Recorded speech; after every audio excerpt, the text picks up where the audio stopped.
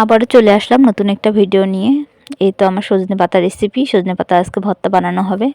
তার ভর্তাটা দেখাতে দেখাতে আপনাদের সঙ্গে একটু গল্পও করি। আসলে বিয়ের পর সংসারে অনেক ঝামেলা থাকে। এসব ঝামেলা মিটিয়ে আসলে একটা মেয়ে অনেক কষ্ট করে ভিডিও তৈরি করে। আমি করি, প্রতিটা মেয়ে এভাবে করে। আসলে আমাদের অনেক কষ্ট হয়, তবুও করি, একটু আশাতেই করি যে অনলাইন প্ল্যাটফর্ম থেকে আসলে কিছু আসলে পাবো, সেই আশাতেই করি। কি করব বলেন, শ্বশুরবাড়ি, সংসার, সন্তান, স্বামী সব কিছু করে রান্না বান্না। আমরা গ্রামের মানুষ, গ্রামে অনেক কাজ থাকে, তারপরেও আসলে ভিডিওটা বানাই। শুধুমাত্র আপনারা একটু দেখবেন, একটা ভালো কমেন্ট করবেন, আপনারা একটু গুরুত্ব দিয়ে ভিডিওটা দেখবেন। কিন্তু জানি আপনারা ওই রকম দেখেন না। তো অবশ্যই ভাইয়া আপুরা, আপনাদের কাছে রিকোয়েস্ট, অবশ্যই ভিডিওটা দেখবেন। আর ভিডিওটা ভালো লাগলে অবশ্যই লাইক, কমেন্ট, সাবস্ক্রাইব করবেন। এই তো সজনে পাতা আমি পাততেছি, এটাকে আজকে ভর্তা বানাবো। আপনারা খেয়েছেন কিনা জানি না, অনেকেই তো শাক হিসাবেও খায়, আবার ভর্তা করেও খাওয়া যায়।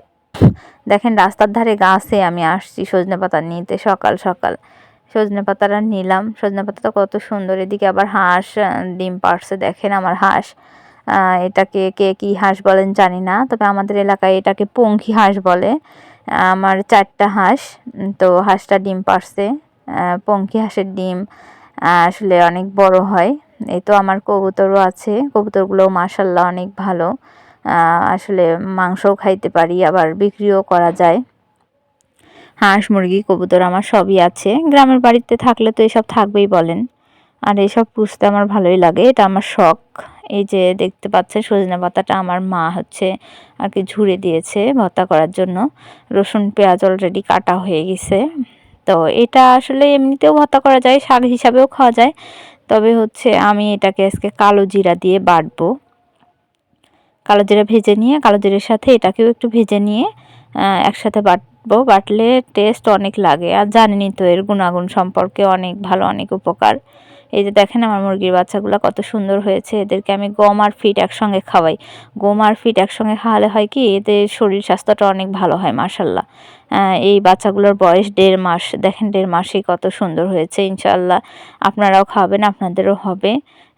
আমি হচ্ছে এগুলোকে ফিট আর গম একসাথে দিই, কারণ শুধু ফিড দিলে আসলে ছোট বাচ্চা তো বারবার খায়। আর দেশি মুরগি বাসায় পুষি, অত খাবার তো দিতে পারি না, যার কারণে দানাদার খাবার একসাথে মিশাইছি সব, যাতে কম টাকাতেই হয়ে যায়। দেখেন এখন শিলপাটাতে সজনা পাতাটাকে কত সুন্দর বেটে নিচ্ছি।